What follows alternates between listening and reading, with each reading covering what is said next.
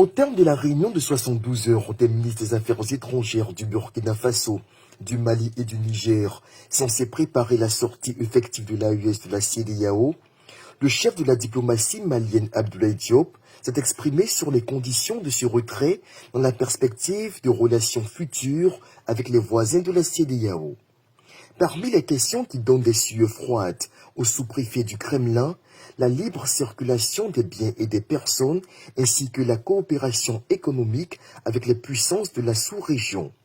Nous allons discuter des intérêts de nos nations, notamment de la libre circulation des personnes et des biens, tout en veillant au respect de la souveraineté de nos États, a-t-il déclaré depuis Ouagadougou au Burkina, où s'est tenue la rencontre. En outre, dans les communiqués produits à l'ouverture des travaux de la commission interministérielle, les participants soulignaient à l'alinéa 6 que les ministres ont eu une convergence de vues sur l'approche globale des futures négociations avec la CEDEAO dans l'intérêt supérieur des populations.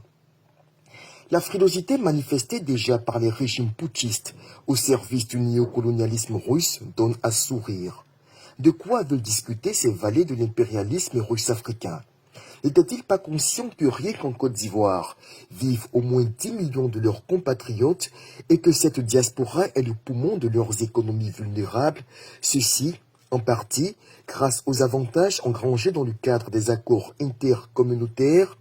Ne savent-ils pas que leurs infrastructures énergétiques fonctionnent essentiellement grâce à l'étroite collaboration avec les pays côtiers, dont la Côte d'Ivoire pour ce qui est du Mali et du Burkina, et le Nigeria pour ce qui concerne le Niger?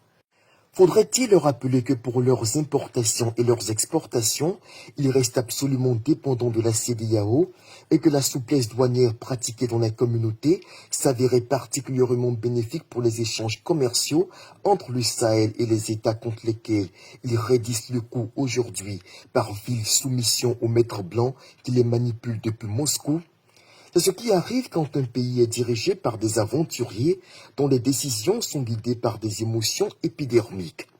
Du côté d'Abidjan en tout cas, les caisses promettent d'être renflouées avec la mise en application effective des mesures liées à l'imposition de la carte de résident pour tout ressortissant d'un pays non membre de la CEDEAO. Rien que cela, c'est un excellent début.